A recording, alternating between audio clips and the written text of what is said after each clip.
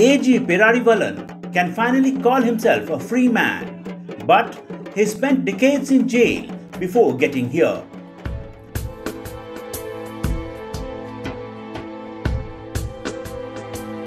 In a landmark verdict, the Supreme Court ordered his release after 31 years in jail.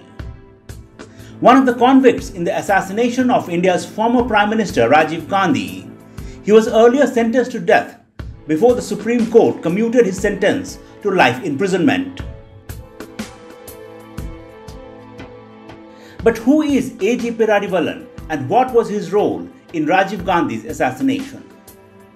He was 19 years old when Perarivalan was accused of buying the two 9-volt batteries for Sivarasan, the liberation tigers of Tamil Eelam man who masterminded the assassination.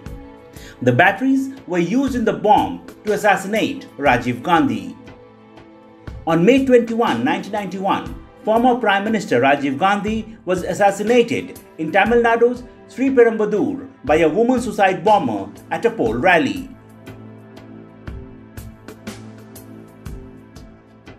AG Perarivalan was then booked under the Terrorism and Disruptive Activities Prevention Act, or TADA, by the CBI in 1991. In 1998, a TADA court found him and 25 others accused guilty, awarding all of them the death sentence. Perarivalan had maintained all along that he wasn't aware what the batteries were going to be used for.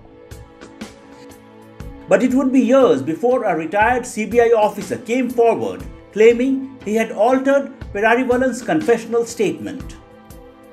Even though the Supreme Court commuted the death sentence of some accused in May 1999, Perarivalan and 3 others were not among those.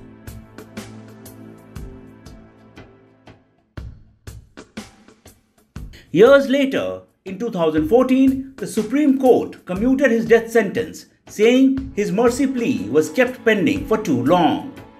Court also says the Tamil Nadu government could consider releasing Perarivalan along with Nalini, Santhan and Murugan.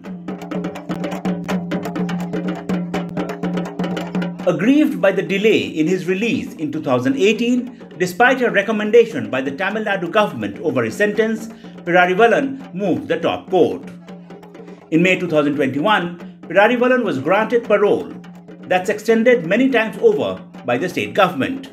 In March 2022, Supreme Court granted him bail in view of his long incarceration and no history of complaints when out on parole.